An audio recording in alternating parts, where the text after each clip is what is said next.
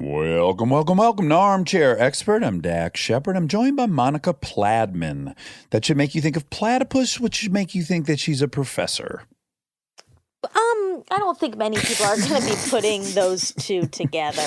I pitched to Monica today that if she wanted to pursue a career in academia, that she should consider going with Pladman, because Pladman sounds scientific, like platypus. And I'm confused by that, but that's okay. That's okay. Also, a platypus, as we discussed, is kind of a scientific anomaly, a zoological anomaly, because it's a mammal that lays eggs. Correct. So weird. So weird. You know who else is weird? Rob Corddry. Oh, I love Rob Corddry. And Jethro Bovingdon. I love Jethro Bovingdon. Oh, my God. These are my co-hosts on Top Gear America, which starts on January 29th. There's a 2-episode premiere. It's very exciting. Top Gear America will be streaming exclusively on the MotorTrend app. Now, you know Rob Corddry. We already had him on, but you're going to meet Jethro Bovingdon, who I absolutely adore. And he's the expert here. Yeah. Jethro is a big old car expert. Big time. And this was such a fun episode because you get to see the three of your dynamic. Chemistry. Yeah, and it's fun. I certainly had a ton of fun doing it. So please enjoy our experts today, Jethro Bovingdon and Rob Corddry. We get support from Quince.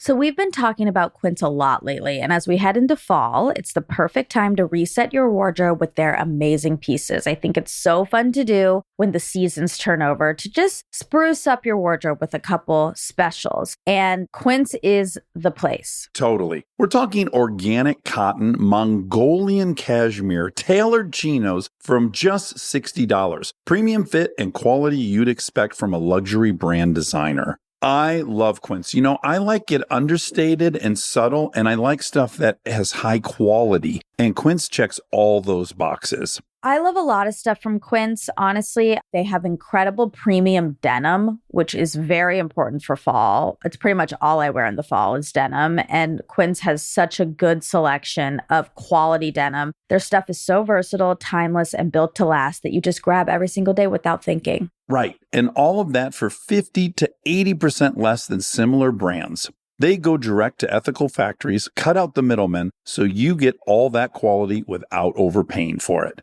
We love that. And they do way more than clothes. They have bedding, cookware, bath essentials, travel must-haves, same deal, and great quality. Upgrade your everyday. Download the Quince app for app-exclusive offers or go to quince.com/Dax. Get free shipping on your order and 365-day returns. Now available in Canada and the UK too. That's QUINCE.com/Dax.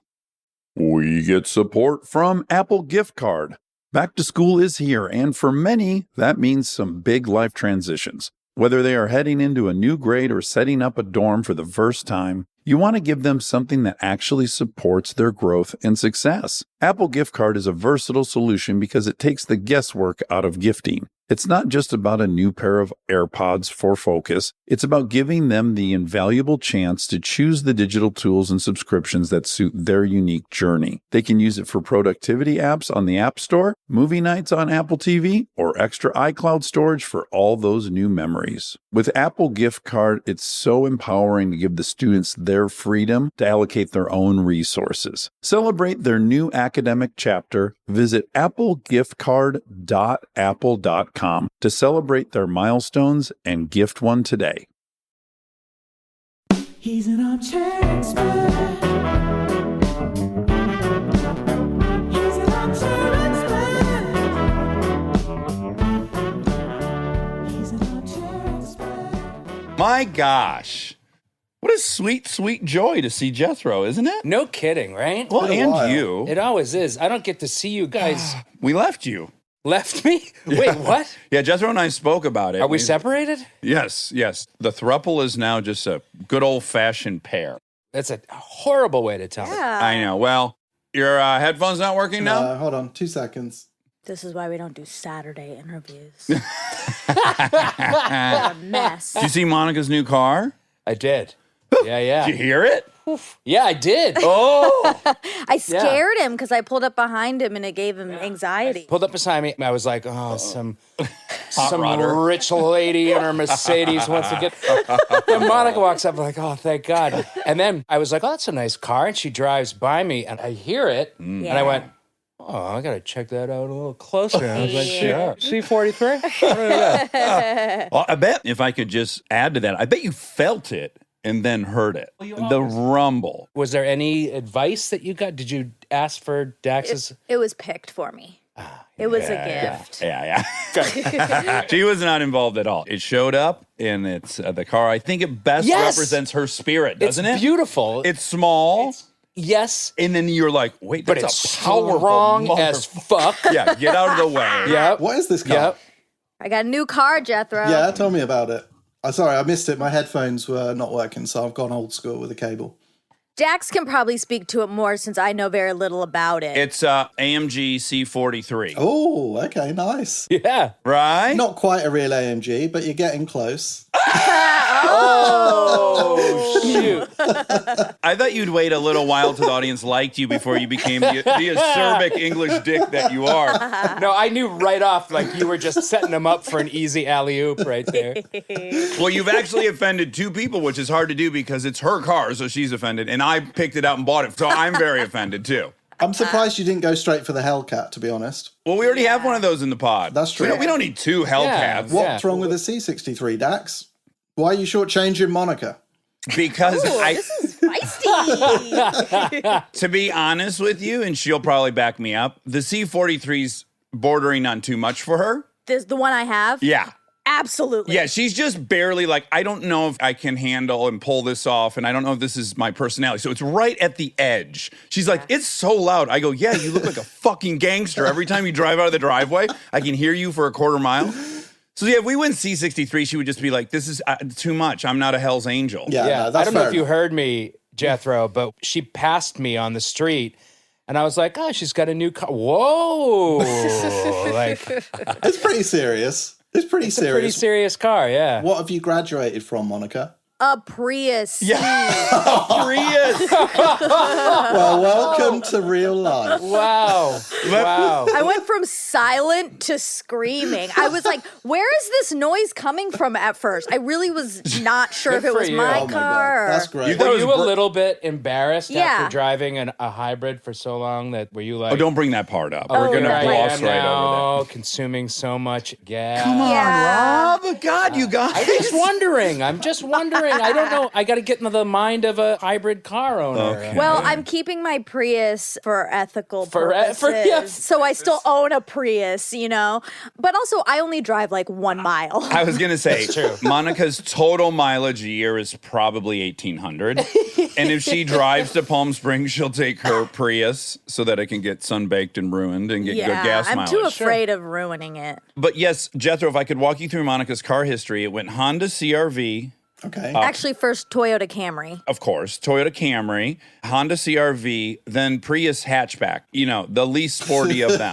You progressed. And then C43. Yeah. And Yeah. I drove it, and that car's fucking awesome. Yeah, it's cool. You're definitely living the Hollywood dream now. We were just discussing how perfect it is for Monica. It just definitely fits her Yeah. character. It's so representative. It's unassuming, it's tiny, and then it blows by you at a light, and you're like, what the fuck is that little fucking little asshole so powerful for? I think you're right. Keep the Prius for your conscience Yeah. and Yeah. then enjoy the AMG. I hope it's got tinted windows so you can pretend that you're still, you know, like down with the environment and hybrids.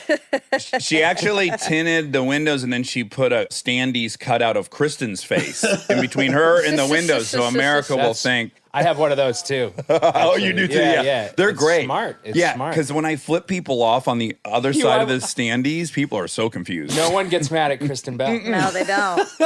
They're like, oh my God, I didn't know she had such big middle fingers. Oh, so graceful. So I think we should introduce America. Well, not all of America, because Jethro has his own fame in his own right, but we should introduce Jethro Bovingdon to the Armchair Expert audience, which Rob's already a fan favorite of. But Jethro, none of us knew each other prior to starting to work on Top Gear Right. America. Yep. And they narrowed it down to probably, 12 people that day or something? 12 that felt like about 30. Yeah. Whatever it was 19 or 20 too many once we met exactly. Jethro. But, Rob and I got there because we had already been cast in the show. And then we just kind of cycled through. We do these little fake reviews of a car. Right. And Jethro was probably third. And I didn't want to appear to be lazy, but I did say to them, I think we can cancel this Both day. of us did. Both of us did. We were like, that's the guy, right? Yeah, and like when you're casting something, and Rob, you've produced stuff and cast stuff, it's like generally there's like 3 where you're like, man, I don't know. It depends if the storyline goes this way. I think that gal. There wasn't another soul. 98 percentile. They were all like Good. And there was guys that I knew. I think you guys might have known some of those guys too. I did, yeah. Well, look, everyone did a good job, but there was Yeah. some crazy symmetry right away between the 3 of us. Yeah. That was kind of undeniable. I was like, oh, this is the geometry you hope could happen. Jethro immediately started taking the piss out of both of us. Yeah. I mean, you'll be pleased to know the production team had such faith in me that they called me 2 days before those auditions. I wasn't even on the books. That I was not going. I was due to be on a plane back to the UK. Amazing. When that happened. So I got a call on the Thursday. I think I was flying home Saturday morning. I was meant to meet you guys on the Saturday morning. And I said, okay, well, I'll delay my flight by a day. I thought they would just, blowing smoke up my ass and saying, yeah, of course we want you to come along and test. That they didn't really. But they were like, no, it's worth you coming. It's worth you coming. We need a ringer. I went in with trepidation because Top Gear is such a big brand, but it also scares the crap out of you because it's been done so well by some people and so badly by others. You're held to this like impossible standards. I went in thinking, I probably don't want this job. And then I met you 2 guys and realized that you were really funny. We got on well. You seemed to have a different love of cars than I did, but we all sort of fitted together well. And I left thinking, I really hope I get it, It was a total flip in that 20 minutes we met, basically. I totally agree with you, too, in that it's like they own the Beatles name, but the Beatles have passed, but they're going to relaunch the Beatles. It's very hard because the original 3 guys, they were so great that, you almost enter it going, okay, well, we will not be as good as them, but how close can we get? But they think they went about it in a smart way this time. They really did put personalities together. Yes. They knew what the strength of the original show was. It wasn't, the cars. When did you guys get the call? Because you knew a long time before me, obviously, but what did you think when you heard about it? Man, I'm so bad at months, and this is not a brag, but I do know I was the first person. You were definitely the first person, So I had talked to them, and I kind of have the same love and revere the property like you do, Jethro.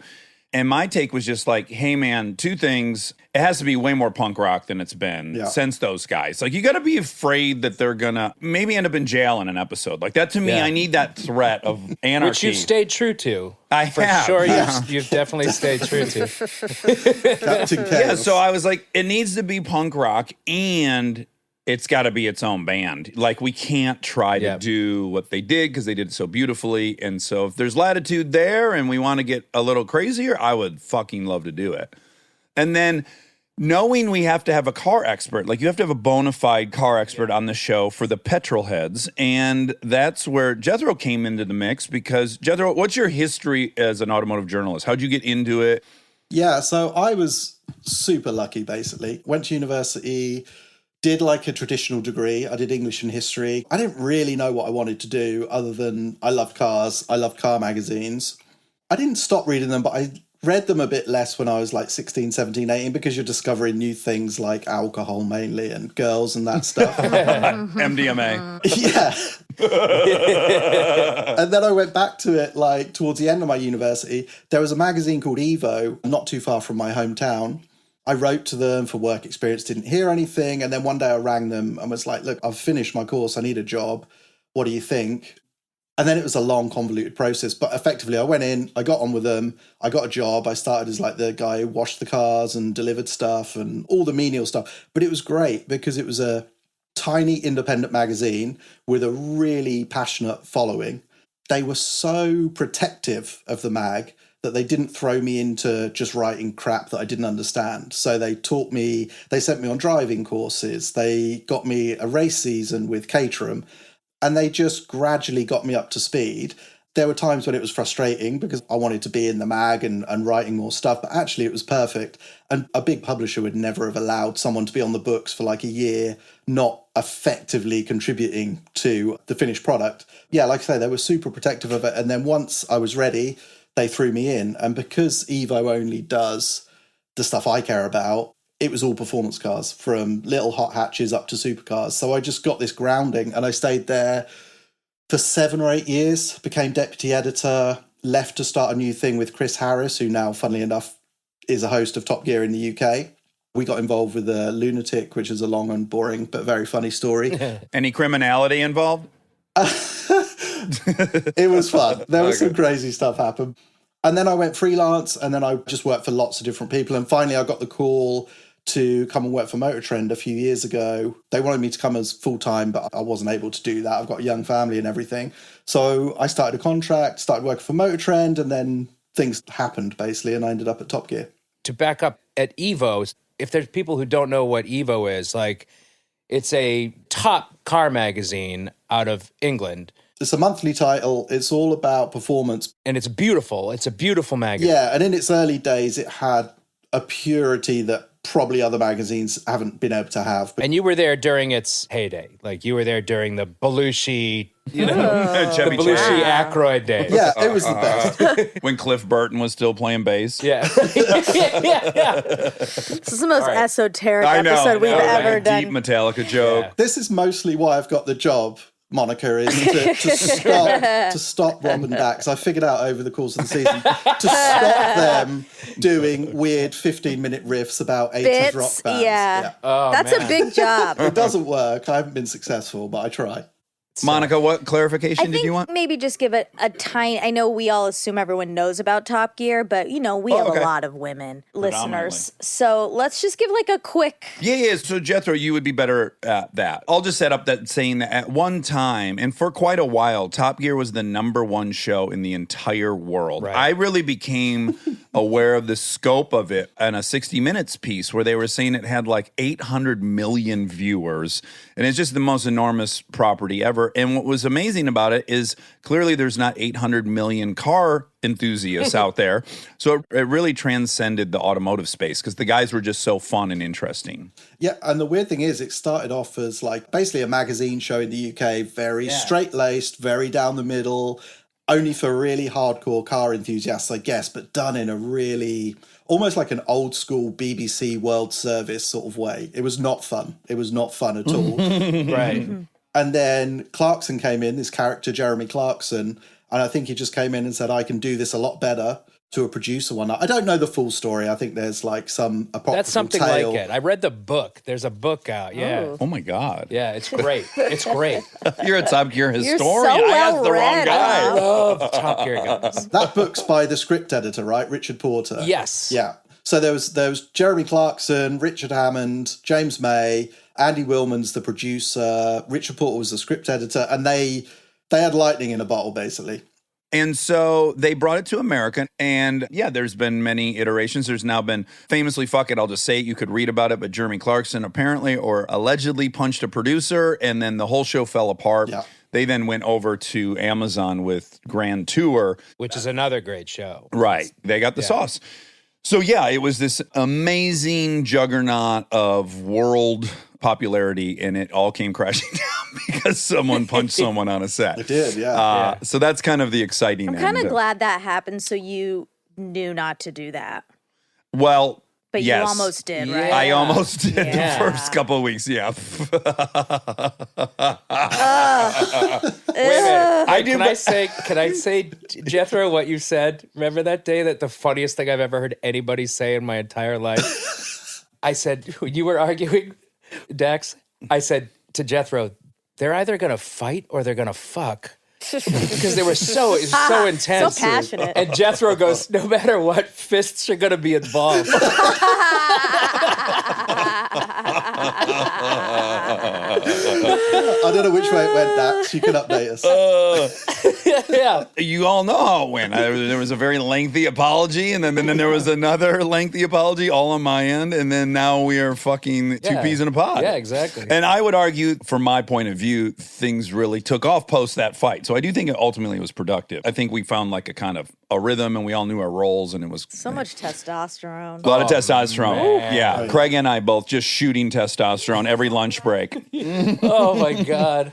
Well, I will say, though, so back to Jethro for a second, because I don't think he'll brag in this fashion, but the niche that Jethro has really carved out for himself is that he is an incredibly great driver. And so if they want someone to drift the $1 million Bugatti around a mountain road, there's only a handful of journalists you're going to call, and Jethro is one of them. So that's kind of his domain that he staked out. Is that a fair assessment?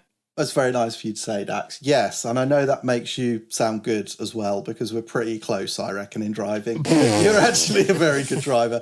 Yeah, my thing was always driving fast cars fast and sideways if I can. There's people in the industry, and I have respect for them. They do what they do. They love all the machinations behind the scenes, what the CEOs are doing and what they're planning in 5 years' time. And I never gave a crap about that. I just want a cool car that I can drive as fast as I'm allowed to drive. On Top Gear America, we get to close roads, so it's like taken up another level. So that's, so it's great. That's sort of where I come in. And then, you know, it's actually created this lovely little rivalry because Dax is the most competitive man that has ever lived. Oh my God. It's painful. So great. It's like, if I beat him at something, there are times I think he's going to kill himself. So I was so stupid. I thought it was something only I was seeing, being down there with you two. Like, oh, this is going to be great. Oh my God. And then they cut it so well. The editing of the show has been great so far, the cuts I've seen. They really lean on your competitive relationship. Well, it's so great. It's in every I thought it was atom. my secret. It's his identity. Well, it is. And Jethro and I had like one of the most amazing conversations, because what's funny about it is, yes, I think we're both incredibly competitive. I'll give you the same judgment, but I fucking love Jethro. Like, I've loved him since I met him. You auditioned. I said, come stay at our house. You did. Like, I've loved you immediately. I just love you. And I want to destroy you and fucking run you off a cliff and beat you by 4 seconds. So it's kind of a fun rivalry to watch, because I don't ever really want to gloat. I just want to win. And then when you lose, I actually feel terrible. Yep. And you and I had this most beautiful conversation on the side of a racetrack. I said, I'm going to guess that you're similar to me in that you've convinced yourself one of the top 3 things people like about you is that you're a great driver. That's the quality everyone needs, right? So when Jethro or I lose a competition, like, we go back to the hotel and we don't know who we are anymore, because we're supposed to be the great drivers. So it's just so fun to see who's going to be going back to the hotel and just redefining themselves as a human. There was a point in the season, and it was pretty early on, where Jethro started being funnier than the two of us. And we were like, no. I started getting competitive. I was just like, wait a minute. Stay in your lane was a very regular call over the radio. He's basically here to demonstrate that Dax plus Rob equals Jethro. And our two skill sets can be accomplished by one. It'll be the first time the show ever went down to one host. No, that's not true. I tell you what, Dax, as I'm sure listeners will know, because they know you intimately, because I know you lay your heart open on this podcast, but Dax leaves nothing on the table ever. Like, it's extremely impressive. And Rob's the same for me, because I'm not like in your industry. I'm not a TV presenter or comedian or whatever. So see you guys turn it on is really impressive. And then Dax has this next element, which is he would rather die than lose, which he will crash a car, he will destroy a car, he will do anything if it means he walks away from that day feeling like the man. Well, you nicknamed me, and I wear it with such honor. You named me Captain Commit. That's my nickname on the show. Oh, I like that. Yeah. But I got to say, in all my life, similar to Jethro, I worked for General Motors as a kid, and I got to drive really cool things on the track, and I've been getting to do that for 30 plus years. And I got to say, some of my top 10 driving moments, a couple of them are with you already. because we're so competitive and we love each other, like there was a point where we convinced the show producers, don't try to film this. Just mount cameras on Jethro's car and my car, and we will go out and get you the footage. And so no one's really watching. Yeah. And Jethro and I with cameras are drifting through these turns on a racetrack 1 inch away from each other. And I'm like, oh, you don't get to do this ever in life. It was great. It was great. It was really good fun. But I have to say, Rob, your commitment levels ramped up hugely. And The thing about me is I'm not a very competitive person, but I am very jealous. I'm sick with jealousy because all I want to do now, I know my role on the show, and I know that like probably becoming a better driver is not good for the show. But I mean, I want nothing more than to be able to drive as well as you guys. This year I've decided I'm taking electronic stability control off. Oh, yeah. That's a big step. Yeah, 2021 right? resolution. Half of your audience just went, oh. But your most impressive moments was in the Overlander episode where you didn't have any ESC and basically you never had more than one wheel on the ground at any one time. Or a seatbelt. Yeah, I kind of want to tell Rob's arc, Yeah. his human personal arc of this last year, because it's been pretty phenomenal. Have you ever had a work experience like this? Never, no. So hopefully I'm going to do this justice, but we all come together. We get to know each other. We decide to hang out and drive cars around one day. That's beautiful. We start filming, and I'd say a couple episodes in, it seems like Rob's getting less and less interested in the show. Yeah. And then it kind of crescendos in Flagstaff, Arizona. By the way, this is now the second time he's had altitude sickness. True altitude. Yeah. Yeah, I mean, he had to go to the hospital in Colorado, like really miserable altitude sickness. And there was a point where you're like, I got to stop lying to myself. I don't want to do this. Yeah. I'm done. And my first reaction was, how dare you? You're going to ruin this thing Jethro and I have. We have the best thing going. It's absurd we get a paycheck, and you're going to ruin it. And then I decompressed, and then I said, I love Rob. He adds so much to this show. Yeah. He can't be replaced. How do we get through this? And we had this, I think, a beautiful experience in Sedona. I forced you to come stay at my house. Oh, man, yeah. I mean, and also the overlanding episode was like transformative for me.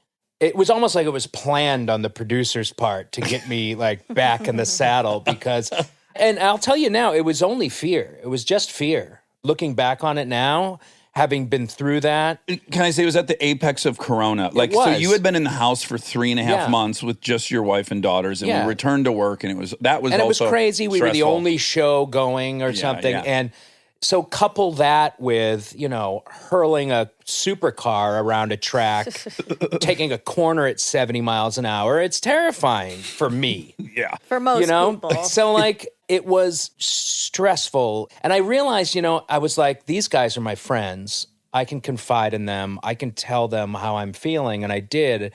I think it was never a secret that I was like, no, fuck. But then I realized around then that I was really bumming you out, Dax. Well, because I just wanted you to love it like I and so did. And it wasn't like, oh, I'm just going to stay on because I don't want him to be sad.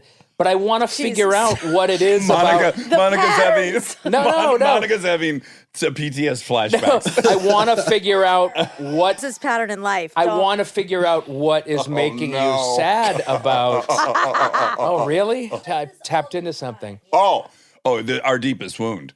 Oh man! So like, I just wanted to figure out. It wasn't that like I was disappointing you. I wanted to figure out what it was that was making you sad and like get on board with it. And you were just like. You said what you said. Well, like, we have lightning in a bottle here, man.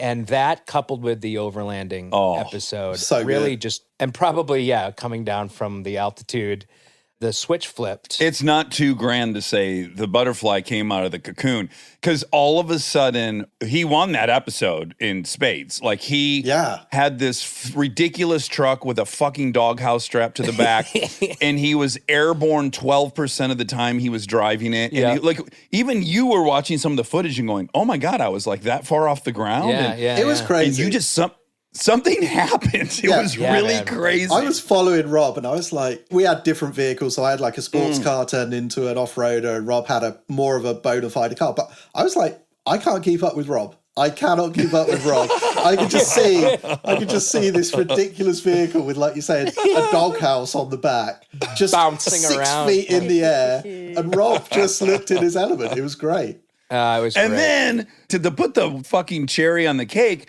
my piece of shit van wouldn't make it up the hill, and goddamn Rob rescued me, my towed my God. shit to the top after already being the He-Man of the episode. That was the moment, man. It must have been the defining moment. I was like, this is never going to work. Nothing works for me on this show. And then I towed you up the hill. I was like, oh, man. Yeah, I thought you feel were it going to now. I get emerge it. in a loincloth all greased up or something after that. It was like you were the king of the world. I gained 3 inches on my biceps that day. If you had said, guys, have I shown you my broadsword, and you pulled it out of the doghouse, I would not have been surprised. Oh, man.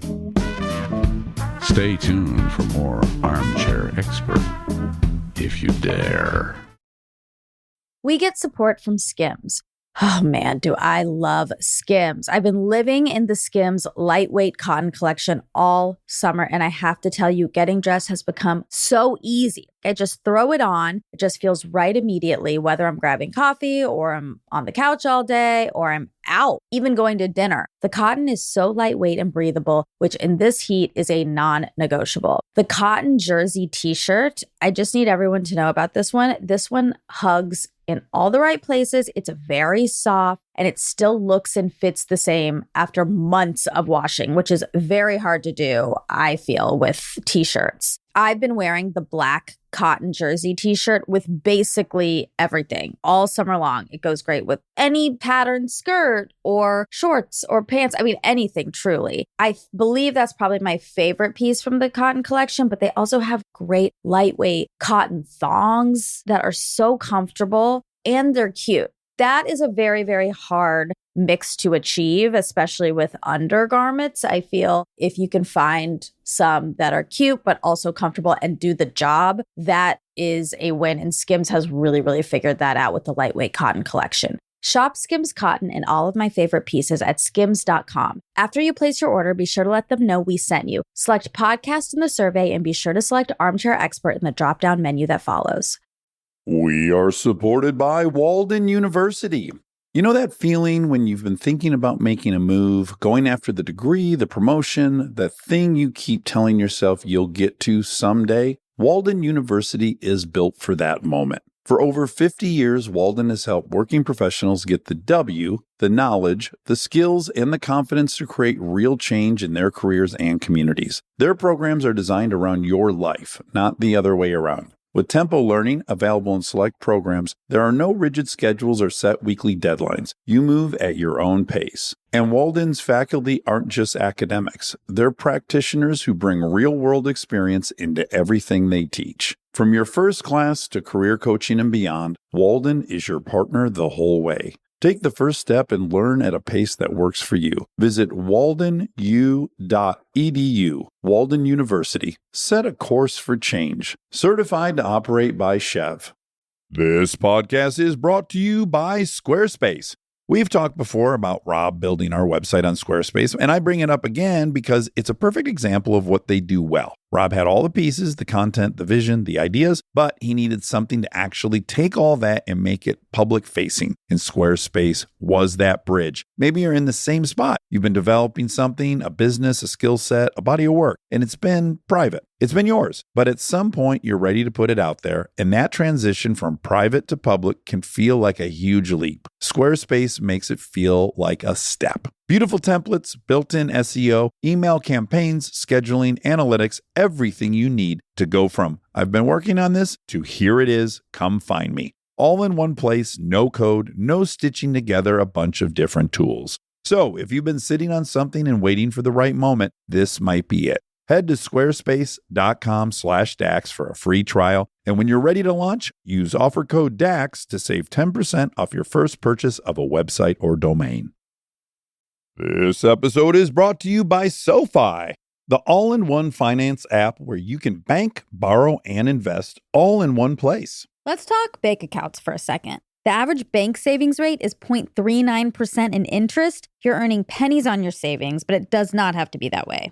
With SoFi high yield checking and savings, the money barely making moves sitting in your savings account can earn over 8 times the national average savings rate with eligible direct deposit. No account or overdraft fees, which feels rare these days. You can get your paycheck up to 2 days early, perfect for getting ahead of a bill or grabbing what you need right when you need it. Plus, get up to a $300 welcome bonus when you sign up with eligible direct deposit. Sign up for SoFi checking and savings at SoFi.com/armchair. SoFi checking and savings is offered through SoFi Bank N.A. member FDIC. Terms apply.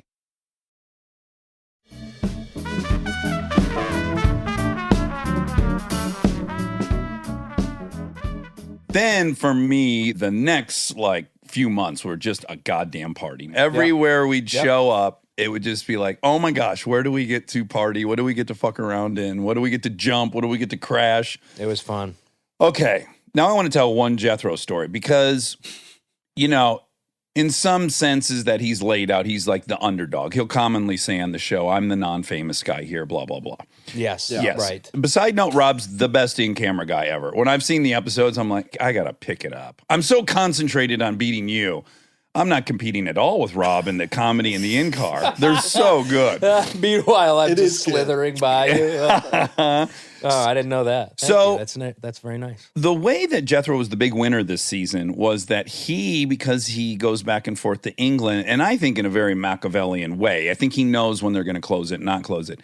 He had somehow, right when you and I were at mass capacity with our families, he had to quarantine, quote, in fucking Jamaica. 2 weeks. The show sent Jethro to Jamaica to a beautiful resort on the water so that he could join us for work. And you were late. We were filming. We were somewhere miserable. You were. And you were still drinking Mai Tais in Jamaica. Well, although it turned out well, it started off scarily because I was stuck in England. I could not get out for love nor money. There was no way out. I was investigating every nation there was. I was like South Korea, where you had to sit in a government facility for 2 weeks. Yeah, you were doing 3 times the work the show is doing on trying to get yourself out. Because you couldn't fly into the US from anywhere in the European Schengen region and the UK. So I had to go somewhere else for 2 weeks before I could get into America. The only places open were South Korea, I think, but I had to literally live in a prison for 2 weeks, which didn't sound appealing. Mexico, which the producers wouldn't let me do because I think they thought I was going to get beheaded or something. And I was like, they're going to have to get a new host. I'm done. They're going to have to get rid of me. I had one last Google search. It was a Saturday morning. I remember it. I was like, I'm going to get fired unless I find a solution. And it just popped into my head that the Caribbean was going to open quite early. This was a Saturday morning. I think Jamaica had opened for tourism the day before. And so I got onto them and was like, you have to book me to Jamaica. So I left 2-3 days later and had 2 weeks, in a resort. It was actually amazing. I can't lie. 2 weeks without kids was like, how does this even work? You had a per diem down there as well, right? Because you were officially on business. I was on business, Dax. It was business time.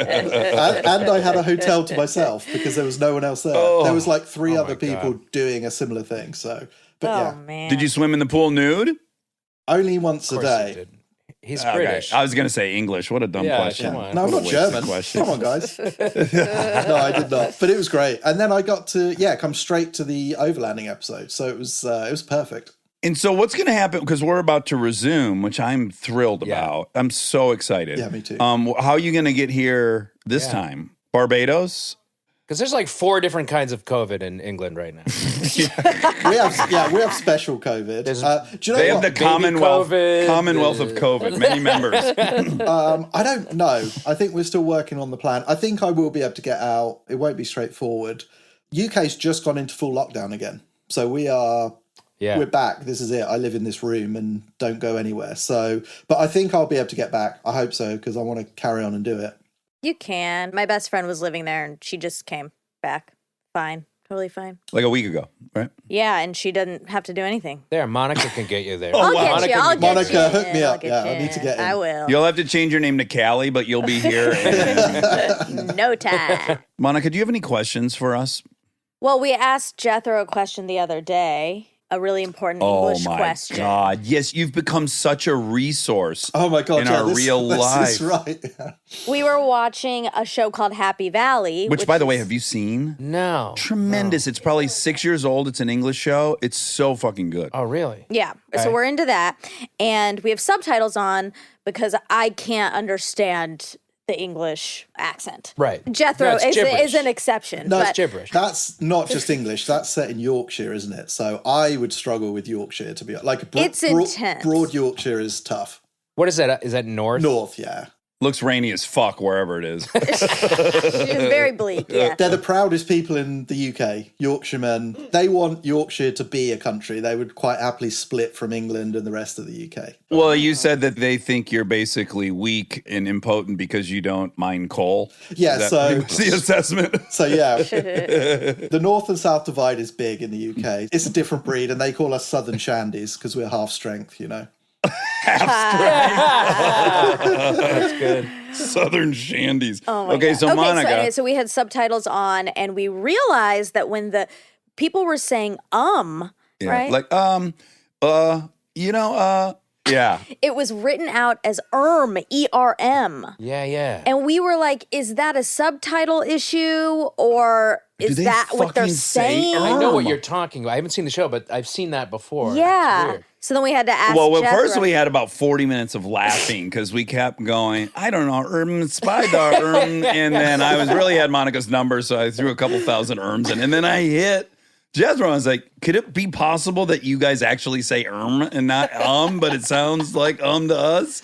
That is true. True. They're saying They say erm? ERM. I don't think we say we just spell it that way. No, they say Just say but they don't. You don't hear their R's anyway because they're like dropping R's everywhere. It was fantastic. The last possibility that we thought was that they're saying and they are. I they are. I just think it's a spelling thing, but I'm glad I've enriched your life by explaining and Now, obviously, you would never watch an American show with subtitles, No, why would would you? Because we talk slow and dumb. It's The easy. only one that I would have been I never did, but The Wire was pretty hard to get into. Oh, The Wire was impenetrable. Yeah, for us. the Wire season 1 was pretty tough. I remember sitting through that thinking, wow, this is going to click at some point, but it was tough. The Wire is the television equivalent of Dostoevsky. It's like you're going to work your ass off, and then the reward's going to be. I just started giant. letting it wash all over me. I'm just gonna assume this is as good as people are telling me it is. I know that moment so well. When you go you're watching something, you're trying to figure it out, and finally you go just absorb it. Yeah, Stop. just give up. It'll if you let go, you'll understand. Yeah, exactly. Yeah, because I'd be curious if you were watching us speak subtitled, if there would be a moment where you're like, you guys don't say UH, do you? For No, Huh. No. I don't think so. But I think, I would like to do some Deep South stuff with Top Gear. That would be good. I don't think I'd understand it down there so well. Oh, true. Oh, yeah. Mississippi. I find it amazing. When I come to the US, people don't understand me generally in shops or coffee shops or what. And I ordered a mocha, right, from a Starbucks. A mocha. And the woman gave me a green tea latte. Matcha. Well, right. I And see I was like, exactly what happened. What? Because it's a mocha. Yep. You're making it sound like matcha. Matcha. I was so Yeah. shocked. I was like, how does mocha become a green tea thing? This panel rules you guilty. Yeah, you this is your serious? fault, Hilarious. Jethro. Yeah. But Come on, read a guidebook, will you? I have been so shocked because it's so often they get it, but it's always second time of asking. Wherever I go, the first time is like they have to tune in to this guy's English, and then they'll get it. But I don't. Maybe get it you because should change the way you say it. How about that? I'm not just talking about mockers and marchers. I'm talking generally. It's not just that one specific example. But I'm thinking if you came to London and ordered whatever you ordered, pancakes. They would understand Okay. what you were saying. If I walked in and ordered pancakes, they wouldn't. I don't No. get it. Every time I go to England or even Canada sometimes, I'll say, can I get a coffee? And they'll be like, oh, what kind? What? Yes, do you mean? in Europe, if you ask for a coffee, like, what are you talking about? There's no idiot? such drink.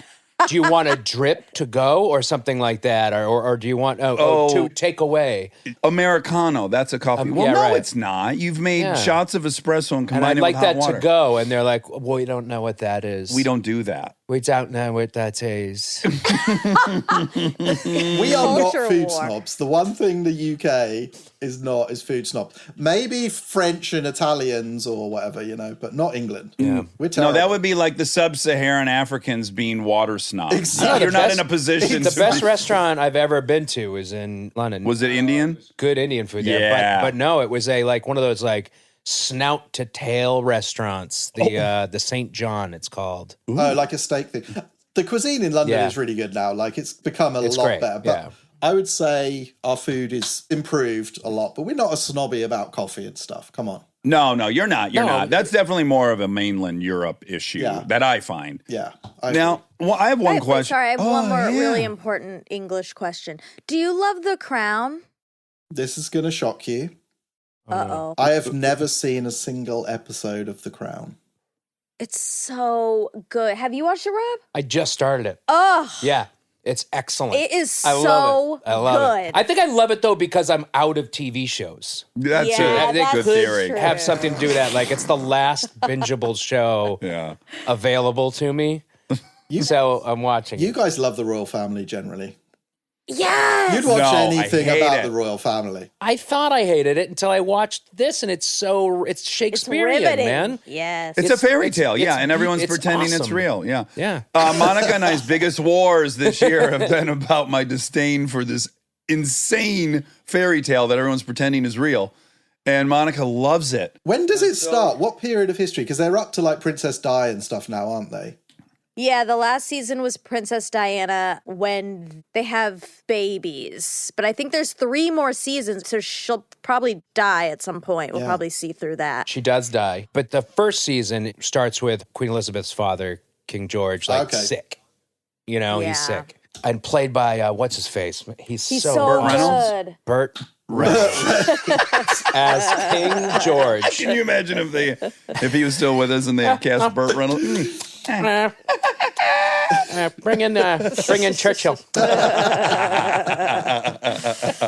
Oh, it's good. Yeah, I've not watched it, but I hear great things about it. But Dax is right. It is a complete fairy tale. Well, and the thing is, guess what? I'd actually embrace it if, I can get behind Pablo Escobar for Pete's sake. At least that guy, he somehow amassed $8 billion. He's evil, but he had a zoo at home and he had a good time. Everyone is What the hell suffering. are you talking about? I'll tell you, everyone's suffering on both sides of this fairy tale. So the people inside the fairy tale are fucking miserable. They can't marry who they want. They can't go anywhere. They're fucking hounded by the paparazzi. It's Yeah, that's true. The whole thing's a lie. And they have to live a lie to perpetuate this fairy tale. So it's like, nobody's winning. Why isn't someone put their hand up and That's go, guys? the whole show. I That's, know. that's the fun of It's the maddening. show. It's Yeah. maddening. You don't like it. No. But he doesn't like fancy people, so you're going I in have with a chip. a status chip on my shoulder. I don't know. I'm pretty fancy. No, you're a fucking piece of shit like me. You should be so offended by these people. I who am think that- fancy. Oh, you think you're fucking better I'm than fucking me? fancy, dude. No, listen. They think Dude. they're fucking so good I'm and so fucking- much better I'm than fucking everybody. sartorial, dude. I'm Okay. sartorial. You don't have a fucking palace. You don't have any Fuck fucking you. jewels. My house is my palace, you fucking kumquat. Listen to me. You don't fucking have a pot to piss in. And they're fucking Piss in a parading pot. around. Watch me. Get a pot up here. Where's your pot? Give me a pot. Give me a pot. This is good stuff. Give me So a much pot. respect for Break Jethro. me off a piece of this. What else about your country? Well, I did have one more question, a cultural one. Okay. So as you and I spend more and more time together, I'm always so charmed by some of the words you use, and then I start using them pretty frequently. And I wonder if that's annoying to you or flattering to you. Like, I don't know if you noticed, but I picked up proper. Like, I was saying proper every Proper's fourth a word. great one. It's a great word. And so it's mega. Sure. Yeah. Yeah. Yeah. I like it. I'm trying to think of words that you use that I've picked up. Cocaine. Yeah. Fisting, blowjobs. Do you know, the only thing that I find hard with you two is the Howard Stern intervals. Oh, I knew it. Yeah. I knew it. I was for just about to sure. bring it up. I don't know how to describe them. They are presentations, celebrations. Sometimes 2 hours long. Yeah. They talk more about the 2-minute thing they're about to play to me. Like the preview could go on for an hour and a half. We go back years to Rob does the entire bit, so it's like a prank phone call. So he does the entire He does the bit, entire thing. and then I do the entire bit immediately after he has, and then we find it on YouTube. And we make you now listen to the entire bit, which of course isn't as good as we think it is. Yeah. And then we get self-conscious about it. And then we go, no, the better one was. Yeah. And then we do that bit. Oh, wow. Boy, it's so what I remember specifically being in the car with you for like an hour and a half and knowing this is miserable for him and not being able to stop. you and I, Dax, were in a car together driving home once for about 3 hours. Not once did we talk about Howard Stern. I know it's only around Jethro. It's only around So what Jethro. are you talking We want him to about? like Come on. it so bad. So yeah, but apart from that, it's been a joy. Oh, what was the episode you showed up? It was so funny. You said to me, like, you walked by me and you overheard me saying something, cocaine. And you go, so consistent, 9 a.m. and you're already talking about cocaine. Well, boys, I cannot wait to get the band back together. I had so much fun. I've never had a work experience in my whole life that felt like it brought together everything I've ever been interested in. It's the Like best. comedy, show business, cars, horsing around, getting in trouble. It's like it doesn't feel possible for me. What was your favorite bit? Man, there's been like best driving moments and there's best like us losing our minds laughing. Yeah. But driving that whole snow course was just so fun, Yeah, man. yeah. Oh man. That episode was great. Just the complete failure of everything we tried to do was so good. It was. Yeah, that whole episode was such a. I mean, my first bout of altitude You were sickness. so sick. But I loved, we went to the restaurant. So Rob is sick as a dog with altitude sickness. He could just make it to the restaurant. So we go in, we order food. Rob's like, I'm going to have to take it to my room. So he orders a pizza and a bottle of wine, and he self-medicates in his hell room yeah. with an entire bottle of wine. It was the best. Exactly. I kept doing that, by the way. I was like, I know I'm not really sick. This is like the pressure in the air. So I'm going to make myself feel as good as possible. There was also like the joy of using that heavy equipment, using the enormous excavator and looking over and seeing Rob on a fucking huge Caterpillar bulldozer. Yeah, that was like fun. getting to do that. I mean, you just don't get to do that. There's so many things we did that you just don't get to do. I mean, including for me, just like driving those insane cars around tracks. Like, I know that you guys have done that before, but I feel like my whole mind was sort of opened up. I think I'm more now, I notice more brave in my normal life, like in my everyday life now after having done a season of that show. You didn't seem very brave when I pulled up behind you today. You looked scared. Nah, that wasn't my bravest moment. Yeah. How did you know that? You just felt it. You just felt it. Like, that's why with my daughters that I try to get them on motorcycles and in razors, and sure, it's dangerous. And yeah, sure, a lot of it is just I want them to hang with me. But I do believe when you get confident controlling something so big and you start to feel that, I do think it informs the rest of your being. It sure does, because I had the opposite experience growing up. My mother was very protective and like, you know, would never Turn you have- loose. Oh, God. Even like suspecting I was riding in the back of someone's pickup for a couple blocks would get me grounded. Rob, have you continued your buying car habit? Because since we... That was my same question. Yeah, since we Yeah, started well- filming, you've just been buying cars. Well, it's been an ongoing topic, conversation with my wife and I. And I realized that my poor wife, she never bought this ticket. You know what I mean? Sure. She never, and all my friends that I met in New York City when I first started out, like, they are always like, wait a minute, what, you like cars? I'm like, all my high school friends know I love cars. Right. But in New York City, I left it all behind. I didn't even care. I took the subway. There's nothing, nobody cared or talked about cars in New York City. So it was kind of foreign for everybody, including my wife. You know, now it's been many years now in LA that I've slowly been kind of trying to get her on board with buying a house with a huge driveway. Sure. Tiny house, huge driveway. But to answer your question directly, no, I still have the Datsun and the Porsche, and the Sprinter came. Is it done? The Sprinter's done. Oh, nice. I took it out on its maiden voyage. Oh. It's been my trailer on the Unicorn. Oh, for fun. all season. It's beautiful. I'm probably going to take it out, on Top Gear. Oh, too. right, as we drive around. We're going to Salt Lake, I think, first. Did you see right? Big Brown when you walked in? That's amazing. Yeah, I saw it. I can't wait. Oh, my God. That is can't a wait. beast. That's ridiculous. Oh, my God. I think we should my all God. spend a couple nights in Big Brown this season. But Dax, does everyone know about your background with cars? Like, if you talked about, your mum's You don't company talk and about it a everything? lot on this That's true. show. You don't. Talk I about it don't, too but much. yeah, in a nutshell, my dad sold cars. My dad drag raced. My mom drag raced. So I grew up in a house that loved cars. And then my mom married an engineer at General Motors who was in the Corvette group. He was a ride and handling engineer. And that kind of opened up this world to they had a Ferrari 308. They had a Lamborghini Countach. There was a Lotus. He could take me on the track. He was a great driver. He also raced motorcycles, and I got interested in motorcycles. And then my mother started this company that threw these enormous car shows for journalists where we go rent racetracks and we would manage 150 cars and make sure they were clean, and we'd set up the racetracks. And then I, as a young kid, got to be driving the cars while the photographers took pictures. So I got to get sideways around corners, and I was on the cover of some magazines, and I collected them, and it's a big fun thing. And I wanted to become a race car driver, and there was a moment in Georgia on a show where I had an opportunity, but I just got into the Sunday company. And I kind of chose that. And then the moment I could, I found my way back into cars and raced off-road and raced in the Super Trofeo and just always wanting to do that any moment I'm not acting. That was a really good encapsulation. Thank you. I was panicked the whole time. I'm like, I got to sum up 30 years. I just think it's awesome that you got to do that, delivering brand new Corvettes when you were like 17 years old or whatever. It must have been so much fun. Oh, and I told you the highlight of all of it is General Motors, they had this fleet of cars they lent to the press. And at the end of their 1-year run, they couldn't really sell the car because they'd have to offer this insane warranty on it, having been on tracks and stuff. So for them, it was a lot more economical to crush the car, destroy it, and take a full tax write-off. So our job several weekends of the year was to drive cars to the crusher.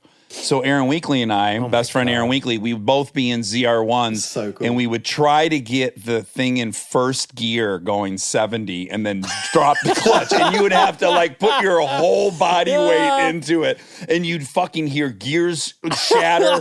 And then you'd have to pull in second gear because you blew first gear out. I mean, we would Amazing. just destroy, like rip the visor off when you got inside. It was like, So fun. no one gets to do that. You've had the Oh my two God. best car jobs in the world. This is an episode of Top Gear America. We go and take cars to the crusher and find ways to Oh my destroy them. God. Oh, my Relive God, yeah. Dax's youth. Oh, that'd be so great. That's You're great. so right, because there's nothing funnier than getting in a car and just tearing the visor off and Yeah. throwing it in back. What would happen if I was driving it in first and right at the red line and then just shifted it into reverse? It can be done. It can be done. On a dirt road. On a That's dirt just road, it can be done. Yeah, I like the sound of that. like and it would upset people because I've had it in the past where I've done videos. I did like a video of a Ferrari in the rain with the roof down, like torrential rain. And it people get upset people so much. We would have to Sure. tell them that these cars are being crushed Exactly. If anyway. you would upset people, it'd be great. We should, let's look into that. Yeah, that's a really funny. good idea. We can only take dirt roads there and or desert landscapes. Yeah. Well, I love you boys. This was so fun. I can't wait to get back to work. And people should download the Motor Trend app. Is that how people see our show? For now, yeah. It's gonna be available, I think, at some point on Discovery Network. But for now, yeah. January Yeah, the 29th, isn't it? Motor Trend app. And January the Motor Trend app 29th. is great. It has a lot of good shows on it, including the original Top Gear. Yeah, they have the full catalog of Top Gear and all of its iterations from the beginning. So, Jethro, I love you. Can't wait to see you. Can't wait. Rob, Same. I love you. I'm seeing you. I love you Can't wait both. to walk you through Big Brown right now. I can't wait. I can't Monica, we wait. love you. You might you have the coolest guys. car here today. Well, not according to Jethro. Well, Jethro can suck a dick. Jeff knows what he's talking about. Welcome back. It's not a guys. really empty. He can suck a Northern English dick. All right, love you. Bye. Guys, bye. Stay tuned for more Armchair Expert, if you dare.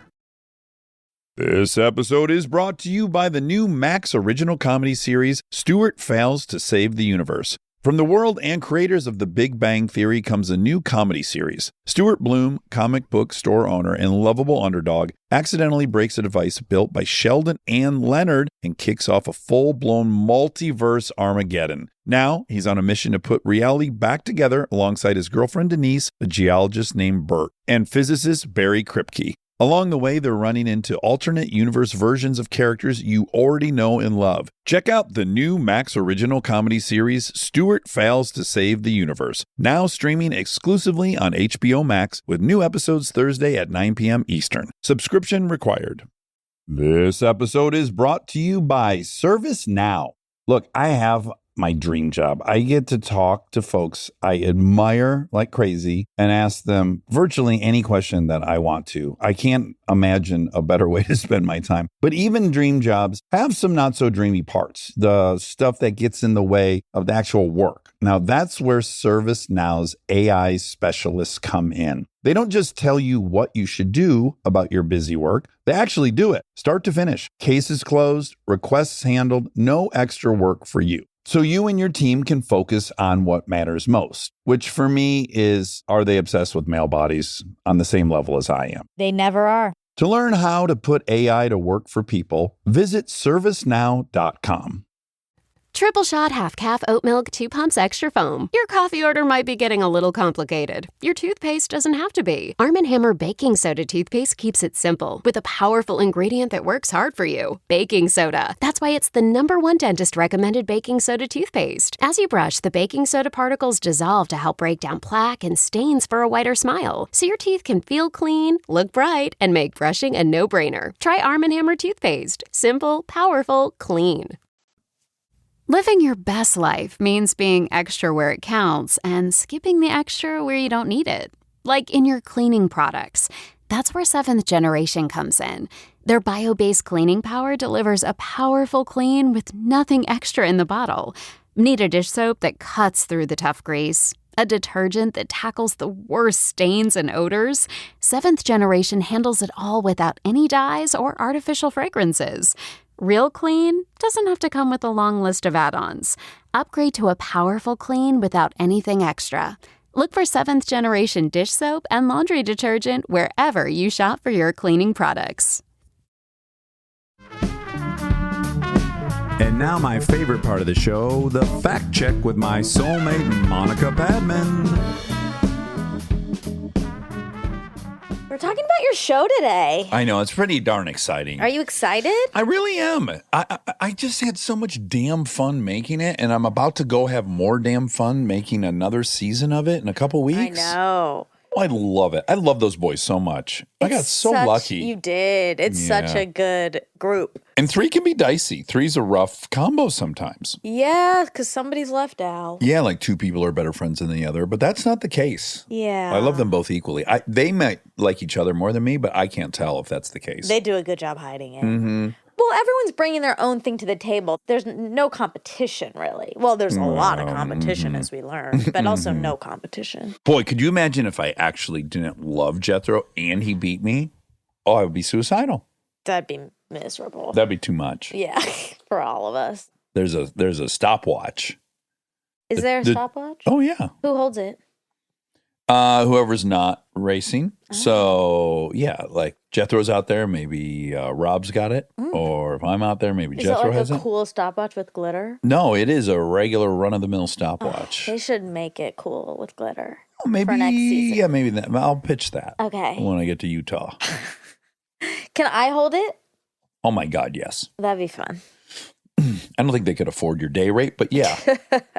Maybe we should have you on with your new car to zip around. Oh, my God, my new car. Get you on the track. I drove it yesterday. Ooh, I wonder if I should say this. What? My driver's license. Oh. Do you think I'll get in trouble? No. Okay, then I'm going to say it. Well, this is getting sorted out. So if there's any police listening, please don't.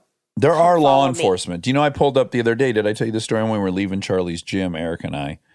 And we got at a light into LAPD were next to us. It was New Year's Eve. And they looked at us and we looked at them and I said, Happy New Year's. And he said, hey, I listen to Armchair. Oh my gosh. Turns out for 8 months, I've been driving with a suspended license. Yeah, that was a revelation to Oopsies. you. Yeah, so I had my Oops. seizure. I had my seizure, and when I had it, my neurologist said, "Okay, you can't drive for a month." Yeah. And normally it's 6 months, but because mine was night only, and I only had 2, and they were so far apart, he was like, "I really feel comfortable with you just going a month." And I said, "Okay, great." So then I did not do anything. You thought, well, month's over. Yeah, When you lived with us that month, so I you did didn't not drive for that month. yeah. I followed the rule. But then I started driving again. having a good time, zipping around town. Zipping, getting a new car, going Yeah. crazy. And Recommitting to driving, in fact. yes, and I was getting this car insured. Yeah. And the very nice person helping me was like, "This is probably going to come to a shock to you, but turns out your An license outlaw. has been suspended / revoked Ooh. since April." And I was like, "Oh no!" So I am currently an outlaw. Oh, I love it. It feels love it. scary. Oh, yeah, I like it. It really does feel scary. Every time I'm driving, I get a little nervous. Like you feel like you're always driving drunk. Yeah. Like if a cop gets behind you, you're Yes. like, uh-oh. Yes. That's that's my number one favorite thing about being sober is when those cops get behind me at 2 a.m. I'm like, get right behind me, girl. Follow me as much I as you know. want. It feels so good, so liberating. I always have a little tinge of that fear You do. whenever there's a cop near me while I'm driving. And I Okay. don't know why, because I'm not speeding or anything. Yeah, you're a good person. I'm a good person. Yeah. But sometimes I think, there might be something wrong with my car that I don't know about. Oh, and sure. And then I'm going to get pulled over. Mechanical infraction. And then they're going to realize I have a suspended license. And then you're going away in handcuffs. Oh my God. Oh, yeah. What if I had to go bail you out? Could I get arrested for that? I just don't know the answer. I think I could. It'd be so fun to go bail you out. No. Because I'll tell you why. Because if anyone was a betting person and they had to bet who would pick up who from jail, the odds would be staggering. It'd be like 80 to 1 that you'd be picking me up from jail. And no, Oh my God. I'd be picking your I outlaw really ass hope up. I don't have to go to jail because I have a big to-do list. Sure. And if the cops who are listening, Mm-hmm. it probably means this show will suffer. So maybe just don't take me to jail. I also want to take a second to say to that nice police officer in downtown LA on New Year's Eve, I loved that exchange. And I was so flattered that they listened to the show. Yeah. Yeah. That is great. Me too. Yeah. And I hope he tells his friends. Mm-hmm. Well, I hope he puts out like a all APB, Yeah. all points bulletin. Let Monica pass. Getting handled. It's getting handled. I called my neurologist and I said, "We need this. You got to call him now." Yeah. You got to call him like 7 months ago when you were supposed to. It's not his fault. He's really great, Dr. Steven Sykes. Big shout out, best neurologist in Los Angeles. He really is. He is. But how you measure that, but I'll believe you. There's just not a stopwatch.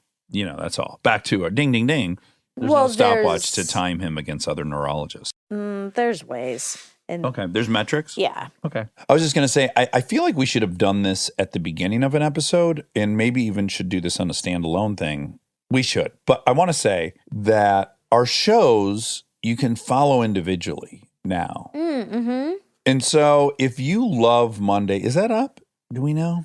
I think so. But you can follow Race to 270 on its own, and you can follow Armchair Monday on its own, and Experts on Experts on its own. In case you feel overwhelmed with the volume of product we're putting out in the marketplace, you could a la carte it. I just want to say that. I don't want anyone to leave because they feel overwhelmed. If we haven't already done it, it's coming immediately. Anyway, but I was driving my new car illegally yesterday, and I'm starting to feel like I belong in it. Oh, yeah. So I'm starting to. Well- Not fully there, but I'm starting to. Aaron said you looked really sexy when you pulled away from the Richardsons driving your new car. Wasn't that nice? It was really nice. You look like a badass. I want you to shave your side. No. Please shave your side. Dax wants me to shave half my hair off. I've wanted My this nose for a is while. sounding stuffy. You're having an allergic reaction to me. Oh. The outlaw life is not for everyone. It's making me ill. It's making you stressed and ill. I could have guessed the outlaw life was not for me. I've pretty much been banking on that my whole life. I disagree. You shave that side. I'm not doing that. You hop in that C43, and let's just fucking see what the future If I holds. shave my side and I'm riding around in that car, I'm definitely getting pulled over. For people asking for your number. Oh my God. So you're right. It might be inconvenient. No. And you know If what? people look at you, they're like, what the fuck is, look at this miniature mouse. Look at that tough haircut. Look at all that horsepower. What is this unicorn? Okay. Speaking of looking at in people's cars and being like, whoa, Jethro is a babe. Oh, good job. Yeah, I just want everyone to know. They already know now that they listened, but he is a babe. Oh my God, I'm so happy to hear you say that. He's also just really nice and cool. He's super cool. Yeah. And he's a gentleman. Yeah, he's a gentleman. And he's naughty. He's randy, which is fun because he's like a gentleman, but he's naughty. He drifts cars around and he's naughty. Yeah. Yeah, he's got a kind of a wicked sense of humor when he trusts you. Okay, I want to give a little update on something really important. So I made you some ziti. Yeah, you did. You did it. You came through. I came through. I brought some ziti over at night. You had already eaten, but That didn't stop me though, did it? no, and you ate bites and you said you liked it. Well, more than that, let me walk people through it. There were so many different flavor profiles available in this one dish. And what was great is as you danced around the geography, I took a bite out of the right side, then I popped in the middle. And because there was 4 different formaggios, three, every time I wandered into a new sector of the dish, I got a new flavor. It was like being on a trail in the woods, and I kept coming around corners and, a waterfall. Oh, a looking pond. Yeah, It depth. it was delicious and surprising, and you couldn't get comfortable. And then a funny part happened. Yeah, exactly. Okay, so then you ate a bunch of it, and then we were watching TV, and I started to have a panic because I remembered that when I was cooking the ziti and I was making my ricotta mixture, I put it in this copper bowl. And when I was spooning it onto the ziti, I was like, is there some like bluish color? Uh-oh. There's like kind of a bluish tint. That's weird. Like Tidy Bowl? What's that? The little mints that go inside of a toilet and it makes the water really blue. Oh, no, it was not that extreme of a blue. Just like maybe even the light shined on it funny. It could have been that. Okay. So I was like, okay, that's weird. But then I just kept making it and then brought it to you. You ate a bunch. But then while I was sitting there, I was like, oh my God, what if that bluishness was from the copper bowl and now it's poisoned and now everyone's going to be poisoned and dead. Right. I got really nervous. And at the end of the show, I said, hey, just do me a favor. Just don't eat the rest of the ziti until tomorrow because I'm going to go home and eat a bunch of it right now. And then we'll see if I make it through the night. We'll see if you're dead in the morning. Yeah. And if I'm fine, then feel free to eat the ziti. Right. And in the middle of all this, I took a few bites. Yeah. You were in the living room with Kristen, and then you came around the corner, and I was clearly chewing, and you said, have you had some? I didn't and I said, appreciate that. Because I thought for real, like, that could have been making people sick. Yeah, I was not nervous. I that it was know, gonna but make me I was sick. nervous. With the Venture X business card from Capital One, you earn unlimited double miles on every purchase. Plus, big purchasing power means you can spend more and earn more. The Capital One Venture X business card. What's in your wallet? Terms apply. See CapitalOne.com for details. Well, then I stopped eating it once you yelled at me. And then you went home and you ate a ton of it. Yeah. And then you text me around 10 a.m. I'm alive. Yeah. I Yeah. had made it through the night perfectly. You woke up stronger. I did. I felt sturdy. Yeah. Robust. And I've eaten it many days since, so it's not poisoned. If anything, it added an extra taste. The copper. Yeah, and also, Secret ingredient. don't underestimate color profiles. You know, if you see a little blue, a little cobalt, a little green, a little vermilion, it's exciting. Oh. A little puce. Oh my God. Wow. But it was delicious. Everyone should know it's delicious. Thank And you. I'm glad you made it for me. Thank you. You're You also made an incredible cookie this week. Yeah. Also, Allison Roman's recipe. These are internet famous cookies, so a lot of these listeners probably already know about it, but it's a chocolate chip shortbread cookie. You know, Kristen came home last night Uh-huh. and she said Monica made the most amazing cookies. She was bragging about the cookies. Oh, I'm so happy. I just make all of Execute them. Allison Roman's. And, you know, I've been watching all her videos over and over and over again because I ran out. So now I've just been watching them on repeat. Yep. And the most amazing thing happened. This is, again, simulation. I put it out in the universe that I need more videos. And she's going to start doing videos every Tuesday. Oh, wow. I would advise everyone to, and look, she's not sponsoring me, but I would advise you to like and subscribe. I would say with the level of promotion you've given her, she should make you dinner. I would die. We are in quarantine. When she wakes up out of quarantine, When she comes out of her long slumber, her hibernation. then God, I would like, Ooh. I'd be so starstruck. Oh. I don't think I could do it. I don't think I could keep the food down.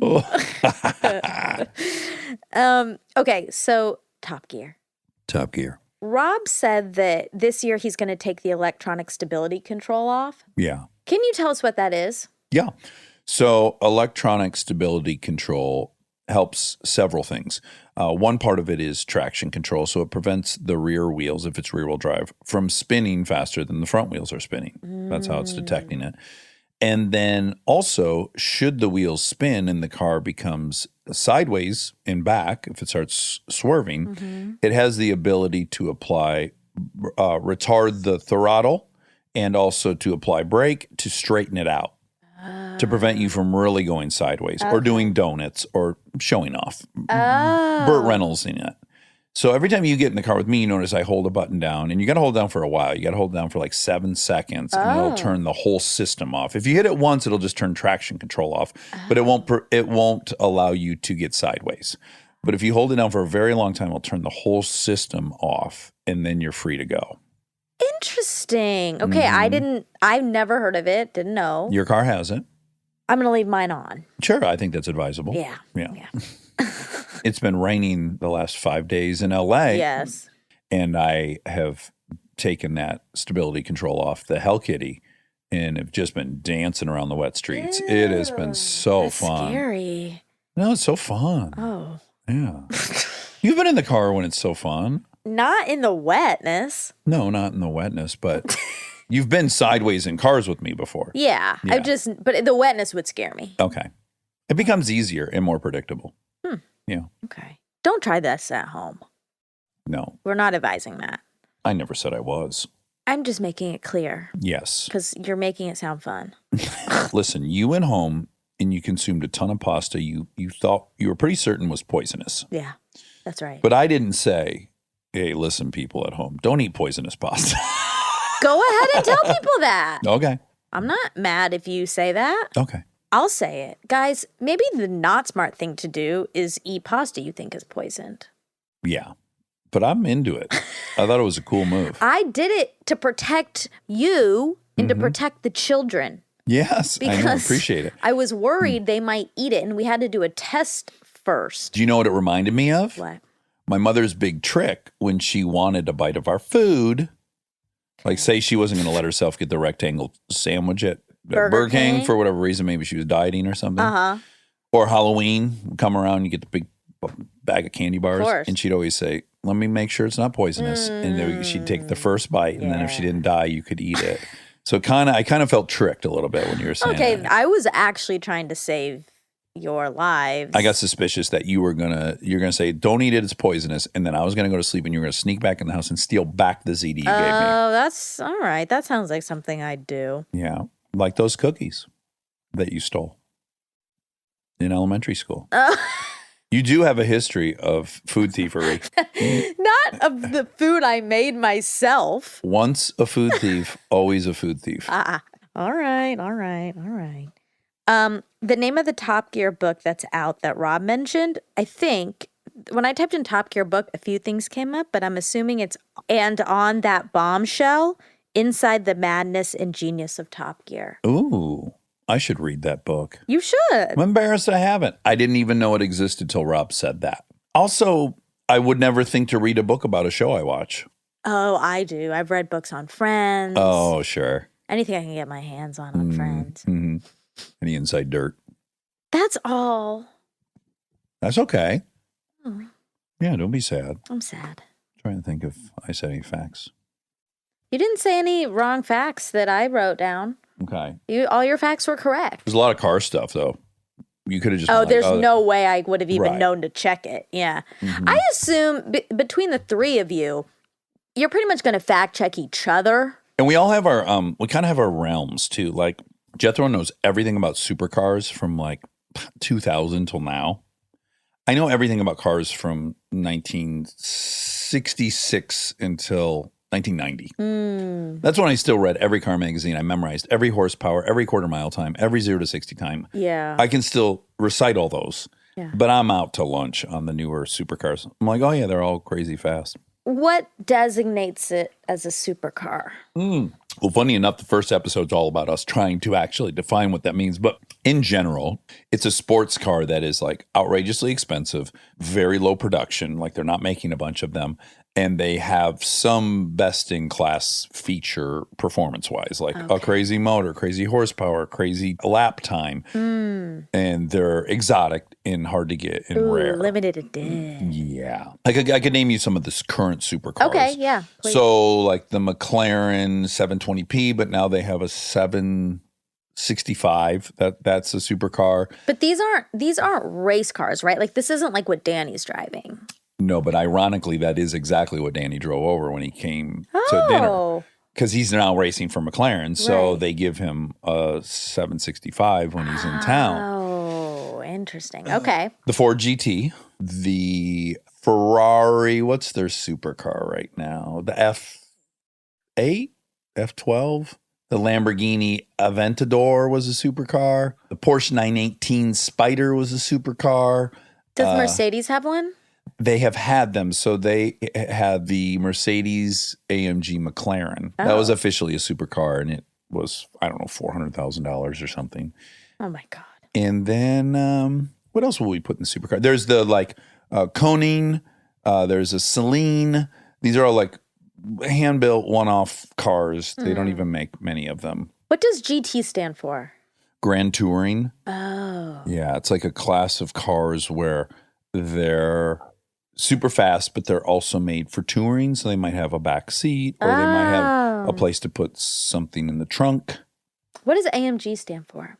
I don't know. Probably something in German. Should I look it up? In the history of AMG is they were an aftermarket company that would buy brand new Mercedes and take them to their factory and put ground effects packages on them, different suspension, bigger brakes. They might modify the engine. And all through the 80s, AMG were these really cool Mercedes, but Mercedes didn't own them. And then Mercedes bought them. And then when Mercedes bought them, they got way, way better because then the engines got insane and they started hand building all these engines for those cars. So the AMGs are hand built. The motors are, yeah.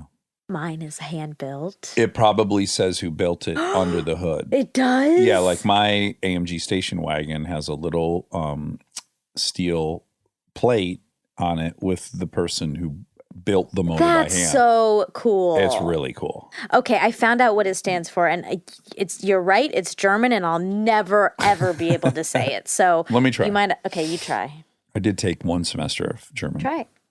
Alfred, Melcher, and Grobaspach. Oh wow! Wow. That last one, Grobaspach. Grobaspach. Alfred, Melcher, and Grobapach. Oh my God! I don't know. It's rough. It's too hard. Let's just keep it to Are you AMG. sure there's a B? Those look like Ampersands? that looks like a character in the middle of it. An 8. Well, this was fun. Yeah. I learned a lot. I love cars. It's a stupid thing to love, but I just do. It's fun to hop into other people's worlds and niches. You know, I'm inclined to compare it to like how you guys like fashion, which I can't really wrap my head around, you know, like the Pangea thing. I mean, the level of obsession and this color came out, you guys all calling each other and holy shit, the fucking sale's over and panic. I could watch it and I just couldn't relate at all. Right. So I guess I try to compare it to that. But the one thing I'll say that feels differently about it is it's also an activity. Mm-hmm. It's like a hobby. You can do something with this thing that you get. You know, you go drive it. It could be on a racetrack. You could take a road trip. You know, you go hang out at Bob's Big Boys on a Friday night. Sure. And yeah, I don't know. I mean, is there anything like that? Clothes is, I mean, I wouldn't equate those two, but if I was going to, I would say clothes mean something to us that it doesn't mean to you in the same way cars mean something to you that it doesn't mean to us, in that it's a representation of our personality, who you are, your identity. Yeah. I think homes for women. Home decor. I'm generalizing big time right now, but because obviously I like houses too. But yes, it occurred to me when I was on Kimmel last night. I was like, you know, I parked this enormous motorhome in front of the new home, which really the new home is Kristen's dream house. Yeah. You know, she worked with a designer and it's what she wants. And I would have stayed at her old house forever because it like functions to me as the way a house should function. You can have people over, people eat there, you play cards there, whatever. Yeah. But for her, it's like a car. Like the way she's going to feel while people are over. Oh, yeah. The way you feel when you're in there. Yeah. And then for me, the motorhome is that. It's like, I drive it and I get this visceral feeling. Yeah. So I guess maybe those are the most comparable similar, things. yeah. I'm going to keep brainstorming because there's got to be. And also the justification to spend outrageous amounts of money on it is also similar to the house thing. Because like when I look at what you're. And fashion as well. Yeah. But the house thing, like I look at what you're, you know, potentially going to do. Don't say that. I'm not going to say any money. Okay. I'm just going to say what is important to you and what you'd be willing to spend decorating your house versus what I would be is just so different. Yeah. Yeah. But your apartment's so nice. I got to give it to you. Thank you. You have great taste. Thank you. Yeah. Yeah. When I was cooking this weekend, I was cleaning up. I've been cleaning more too. And you're like a whole new person I in know. 2021. And I was like cleaning up and I was looking around and I was like, feel good. And this space, like this space makes me feel good. And it's like full of stuff that I've collected from places and it looks nice. And it like does something to my brain chemistry. I couldn't agree more. I get in the Hellcat and I hit the start button in the way I'm sitting, in the way it sounds. And I'm like, ooh, baby. Yeah. I feel like I'm a superhero in it. Yeah. That's fun. It's fun that objects can do that. Yeah. All right. Good night. Good night. Sweet dreams. Sleep tight. Don't let the bed bugs bite. But if they do, try to enjoy it.